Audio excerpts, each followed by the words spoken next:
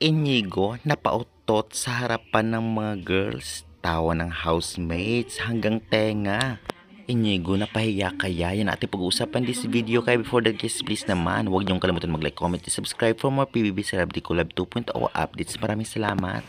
Pinatabing nga nitong si Eliza, itong si Inigo sa kanila. Talaga namang sinindak ni Inigo ng kanyang mabawang utot at agad naman talagang syempre matatawa na lamang yung mga girls dahil nga sa harap-harapan pa nila ito nangyari. Nahiya na lamang si Inigo sa kanila na talaga namang napakatakip na lang ng mukha dahil sa kahihiyan. Syempre hindi naman mapipigilan kahit sino naman ay nangyayari talaga yan. Ganun pa man, laughter nga ang moment na ito at talaga namang syempre tuwang-tuwa ang mga housemates at kahit ang mga nanood ng video na ito.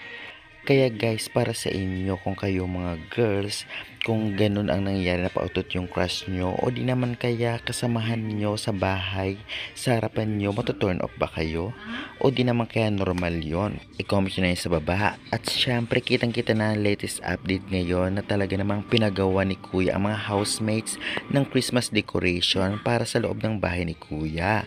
At agad-agad naman itong trabaho ng housemates at natapos agad. Syempre, para feel na feel nila ang Christmas sa loob ng bahay ni Kuya kahit malayo sila sa kanilang family o minamahal.